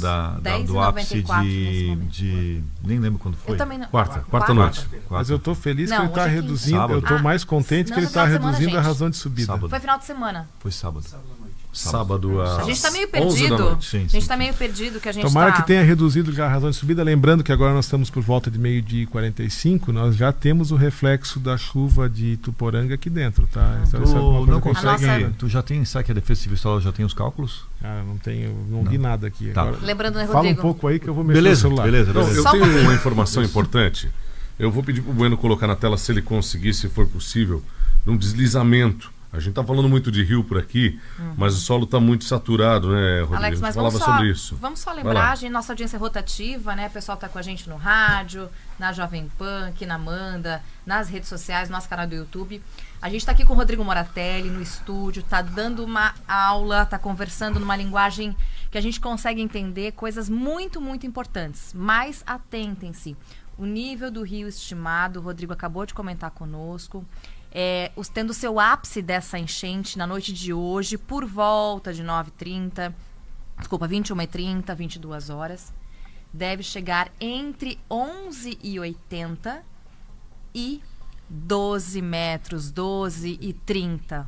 Entre 11h80 e 12h30. O número, então, é por volta de 12 metros, tendo seu ápice na noite de hoje. Rodrigo estava explicando e estamos conversando aqui sobre vários itens. Ele que tem participado de todas as reuniões do GRAC, que está... Você está como assessorando, né, a Prefeitura de Rio do Sul, né? O prefeito Tomete pediu isso, né, Rodrigo? Cometi uma gafe. Eu falei que a maquete foi o Nasato, não foi o Nasato, foi o Cardoso. Ah, O Cardoso Golheiro. todo mundo Agora faz eu vou te joia. falar uma coisa. O que mais me É que eu não consigo gravar tudo na cabeça. Tem um também. detalhe disso tudo que você me falou aí pra gente, antes de eu colocar as imagens do Gabriel e o áudio do Gabriel lá do deslizamento. Falando de barragem, o Rodrigo disse assim: não, sabe aquela barragem que você fazia de pedrinha quando era criança, pra ver a água passando? Só você fazer isso. Né? Mas é isso, a gente fazia. Eu fazia lá no morro nível lá. doentio isso aí. Pode ser. Só pra descontrair um pouco. O áudio do Gabriel, só pra Dar o crédito, a maquete não foi do Nasato, foi do Cardoso. O seu Nasato me deu uma pulseirinha quando eu era criança, bem pequeno. Tá, eu confundo às vezes o sobrenome do seu Nasato com o Cardoso. Informação importante do Gabriel, a gente Cardoso. destaca agora. Já o vídeo? Já tem o vídeo também para quem está com a gente no YouTube. Então vamos segurar, mas tem um deslizamento bem grave aqui em Rio do Sul já, e a gente vai apresentar para você. Vamos atualizar os níveis dos rios Vamos lá. enquanto isso? Então, 10,94 metros, a medida de 7 minutinhos atrás, 10h94 na ponte Dom Tito Bus, em Rio do Sul. O acumulado de chuva, o acumulado do dia, está em 49,20 milímetros. Barragem de Ituporanga e Itaió seguem vertendo bastante. Ituporanga, nesse momento, vertendo 2,26 metros. Itaió com 1,23 metros acima do vertedouro. Vamos para Rio do Oeste. Última medida do nível do rio de Rio do Oeste, meio-dia.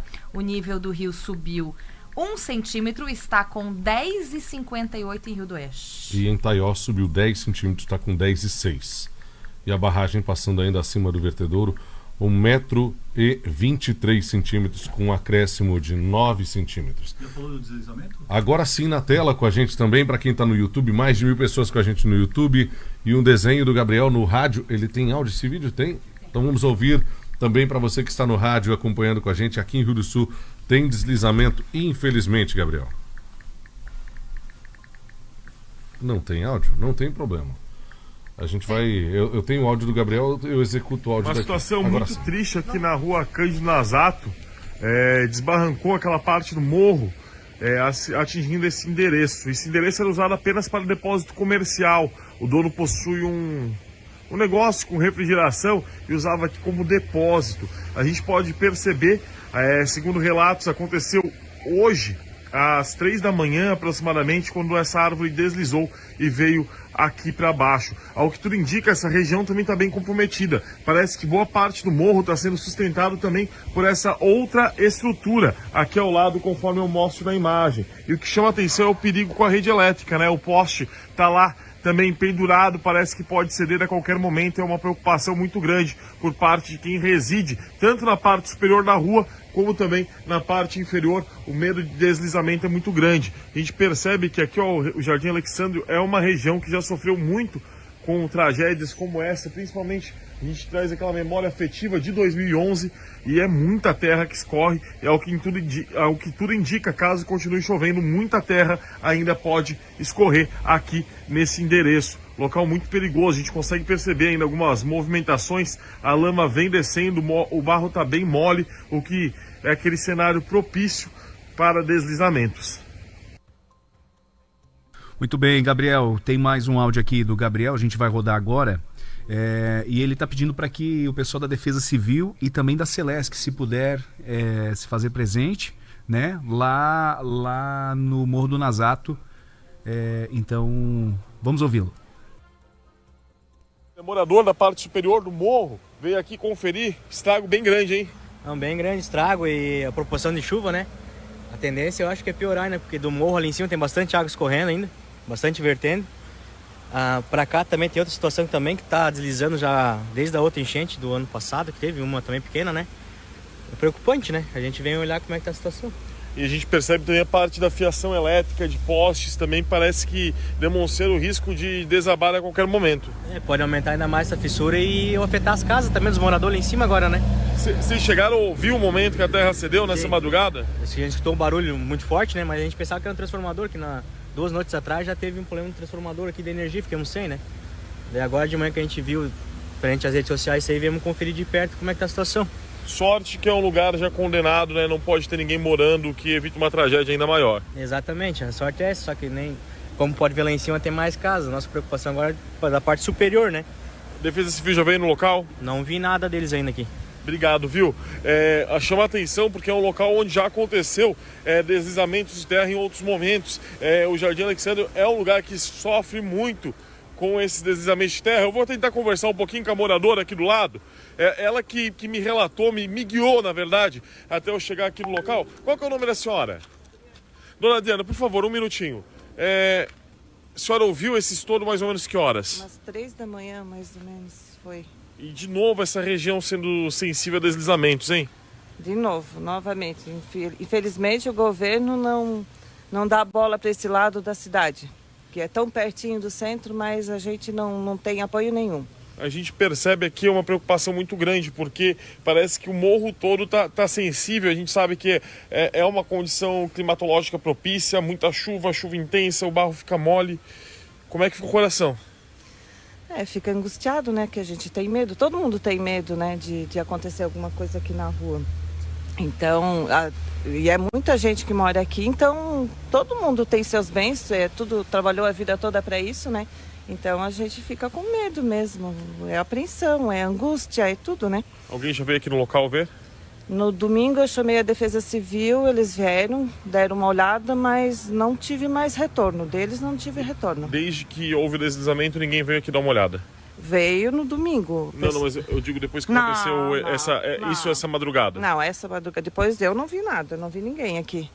Então a gente vai estar levando esse caso também à tona, está chamando a atenção dos órgãos públicos e fica a preocupação, tanto de quem mora na parte de cima do morro, como quem mora aqui na parte de baixo. Situação muito delicada aqui no Jardim Alexander, novamente, né? Esse bairro que sofre muito com questões de chuvas. Quando chove, não é questão da cheia do rio, e sim do deslizamento de terra, algo que acontece muito também na nossa região.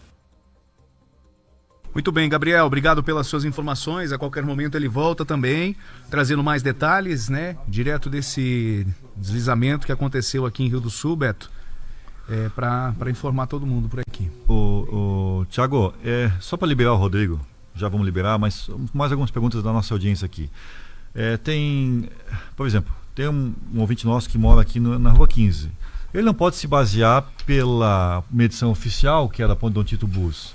Não. Porque ele tem uma cota na casa dele e tal, mas tem 3 medições aqui, a oficial é uma delas, né? Mas ele tem que se basear pela medição aqui na ponte de Anelore, aqui, né? Certo? Exato, a ponte aqui da Rua 15, senão ele vai ter uma diferença. O rio está vindo com muita força aqui da Rua 15, o rio Itajaí do Sul.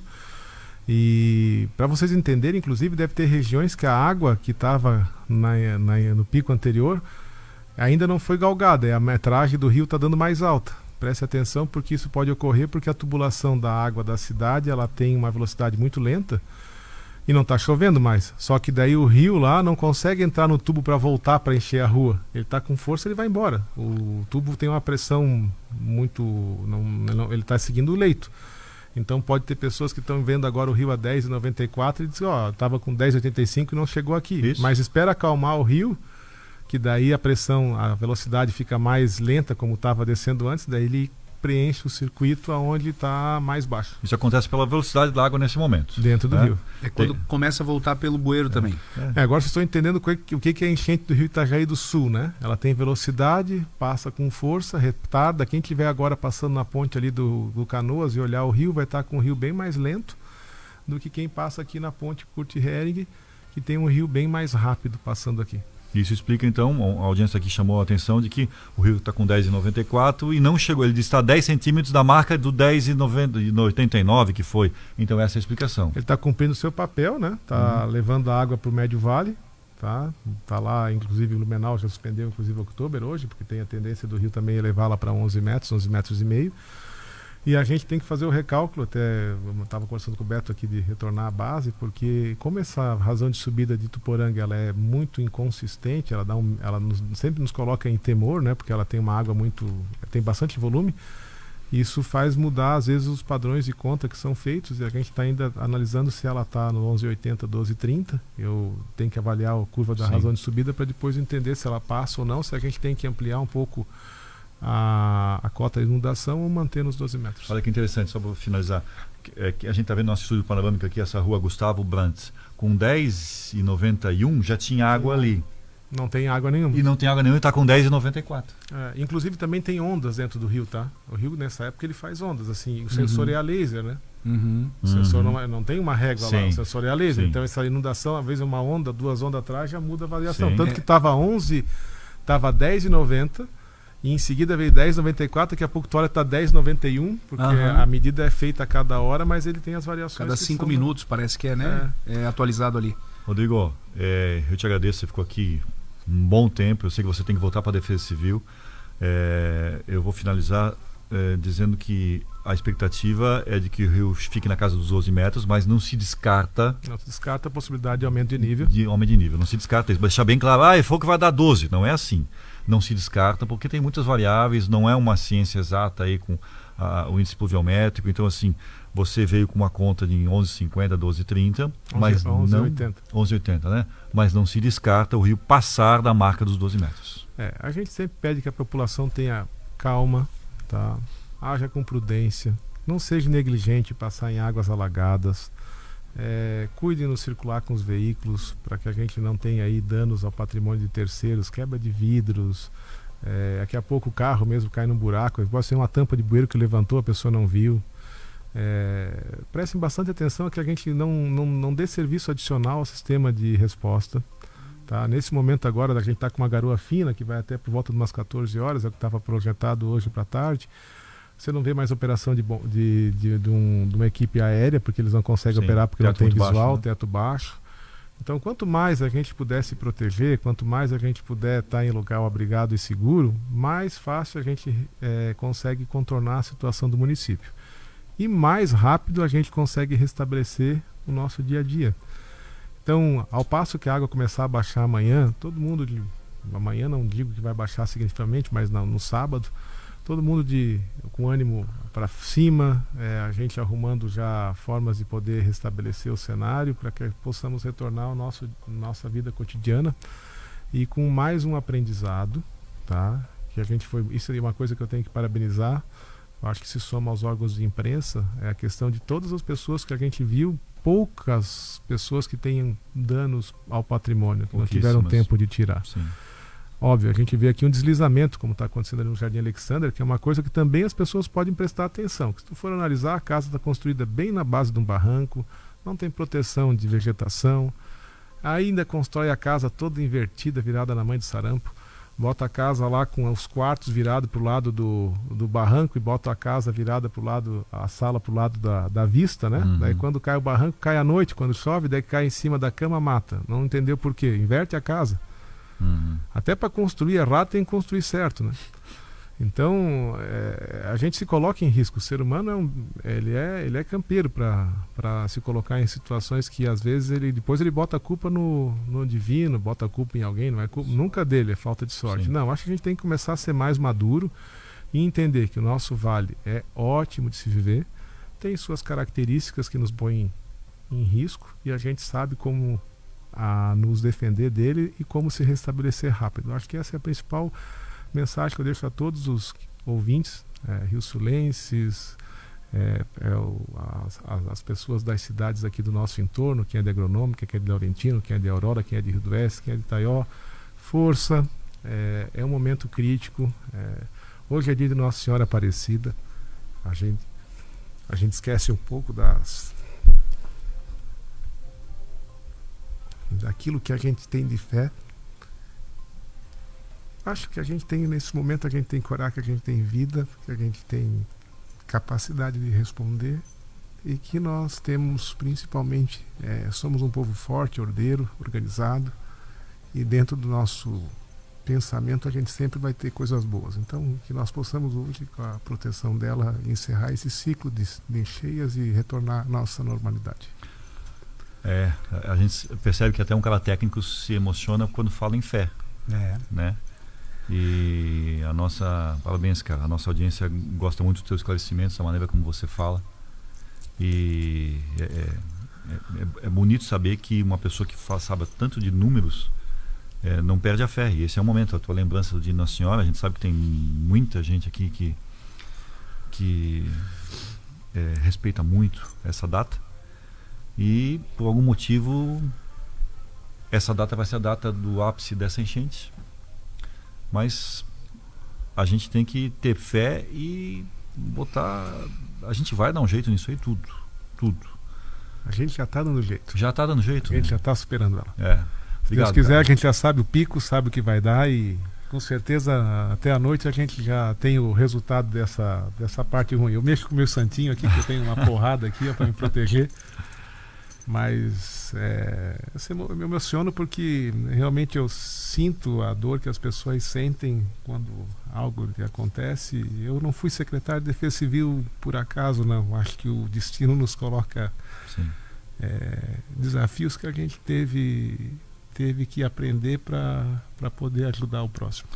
Eu quero você aqui num dia de tempo de paz, para a gente conversar melhor. Então tá ok. Tá bom, cara? Peço licença a vocês. Obrigado, Gabriel. Bom trabalho lá. Valeu. Rodrigo vai para a Defesa Civil agora conversar com... Muito obrigado, tá? Agradeço. Valeu. Obrigado, uma boa tarde a todos. Valeu. Obrigado, Rodrigo. E peço que sigam os alertas oficiais. Tá ótimo, Beto.